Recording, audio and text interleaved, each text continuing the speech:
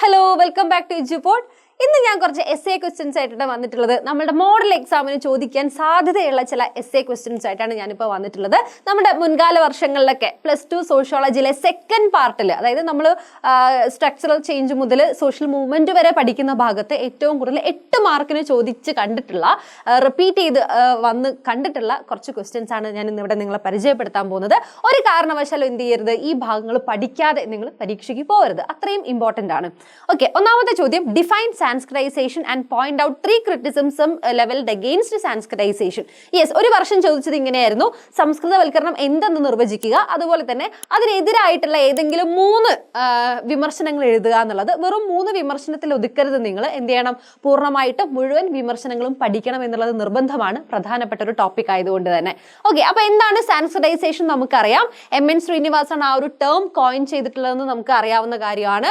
അത് തീർച്ചയായും ആ ആൻസറിനകത്ത് വന്നിരിക്കണം. പിന്നെ അതുപോലെ it is a process by which a lower caste or tribe or any other group takes over the customs, ritual, beliefs, ideology and style of life of a high and in a particularly twice born caste. താഴ്ന്ന ജാതിയിലോ ഗോത്രവർഗത്തിലോ പെട്ടവർ ഉയർന്ന ജാതിയിലുള്ളവരുടെ, പ്രത്യേകിച്ച് ദ്വിജന്മാരുടെ ആചാരങ്ങളും അനുഷ്ഠാനങ്ങളും പ്രത്യയശാസ്ത്രവും ജീവിതശൈലിയും സ്വീകരിക്കുന്ന പ്രക്രിയയാണ് നമ്മൾ സംസ്കൃതവൽക്കരണം എന്ന് പറയുന്നത്. അപ്പോൾ ഇതിന്റെ ക്രിറ്റിസിസംസ് നമുക്കറിയാം. അത് സോഷ്യൽ മൊബിലിറ്റിയെ എക്സാജറേറ്റ് ചെയ്യുന്നുണ്ട്, സാമൂഹിക ചലനാത്മകതയെ പെരുപ്പിച്ച് കാണിക്കുന്നുണ്ട്. It believe that lower cast can move up the social ladder. അപ്പോൾ കൃത്യമായിട്ട് മേൽജാതിക്കാരുടെ ജീവിത രീതിയെ ശ്രേഷ്ഠമായും കീഴ്ജാതിക്കാരുടെ ജീവിത രീതിയെ അധമമായിട്ടൊക്കെ കാണുന്നതാണ് ഇതിന്റെ വിമർശനങ്ങളിൽ ഉൾപ്പെടുന്നത്.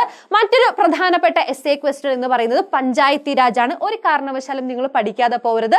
അതുപോലെ തന്നെ responsibilities of Panchayati Raj. Okay, Panchayati Raj എന്ന് പറയുമ്പോൾ തന്നെ നിങ്ങൾക്ക് അറിയാം എന്തായിരുന്നു, റൂൾഡ് ബൈ 5 പീപ്പിൾ, അല്ലെ, 5 വ്യക്തികളുടെ ഭരണം എന്നുള്ള രീതിയിലാണ് ആ ഒരു ടേം വരുന്നത്.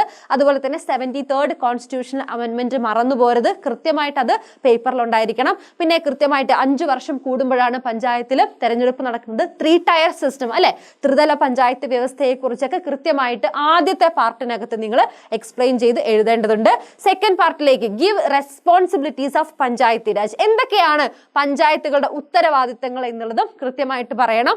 പ്ലാൻസ് പ്രിപ്പയർ ചെയ്യുന്നത്, സ്കീം പ്രിപ്പയർ ചെയ്യുന്നത്, അതുപോലെ കളക്ഷൻ ഓഫ് ടാക്സസ്, ഡ്യൂട്ടീസ്, ടോൾസ്, നികുതികൾ, തീരുവകൾ, ഇത്തരത്തിലുള്ള ഫീസുകൾ ചുമത്തുന്നത്, ഇതൊക്കെ എന്തിന്റെ പ്രത്യേകതയാണ്? ഇതെല്ലാം നമ്മുടെ ഈ പറയുന്ന പഞ്ചായത്ത് രാജിന്റെ റെസ്പോൺസിബിലിറ്റീസ് ആണ്. അത് ഒരു കാരണവശാലും നിങ്ങൾ പഠിക്കാതെ പോവരുത്.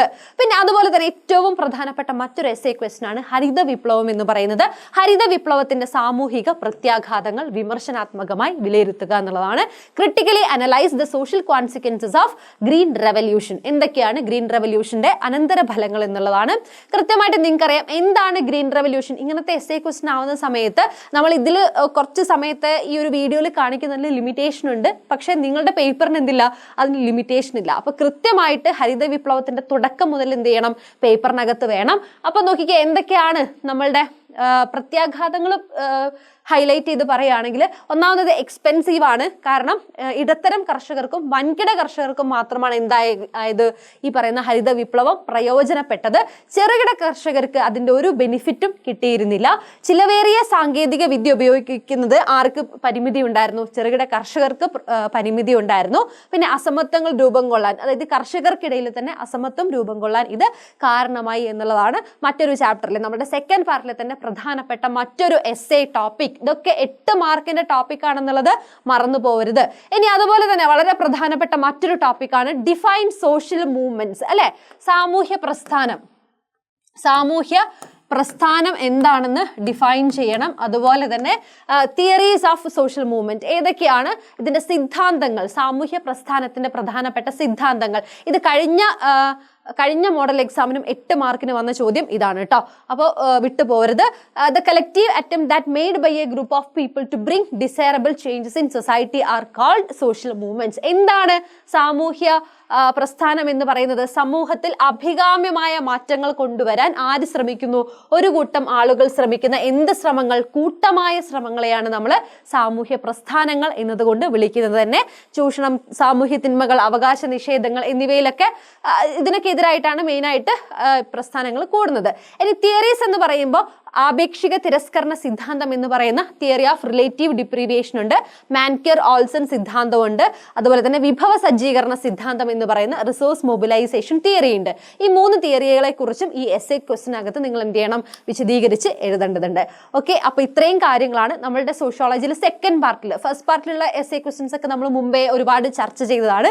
അതുകൊണ്ടാണ് സ്പെഷ്യലായിട്ട് സെക്കൻഡ് പാർട്ടിലെ പ്രധാനപ്പെട്ട എസ്സേ ടോപ്പിക് വെച്ചുകൊണ്ട് ഞാൻ ഒരു വീഡിയോ ചെയ്തത്. കാരണം ഇത് അത്രയും വർഷം റിപ്പീറ്റ് ചെയ്ത് ചോദിച്ച് കണ്ടിട്ടുള്ള ഒരു എസ്സേ ക്വസ്റ്റ്യൻസ് ആണ് ഈ 3-4 ക്വസ്റ്റ്യൻസ് എന്ന് പറയുന്നത്. അപ്പോൾ ഇതൊരു കാരണവശാലും നിങ്ങൾ എന്ത് ചെയ്യരുത്, വിട്ടുകളയരുത് എന്ന് ഓർമ്മിപ്പിക്കുകയാണ്. അപ്പോൾ നമുക്ക് മറ്റു വീഡിയോസിലൊക്കെ ആയിട്ട് വീണ്ടും കാണാം. താങ്ക്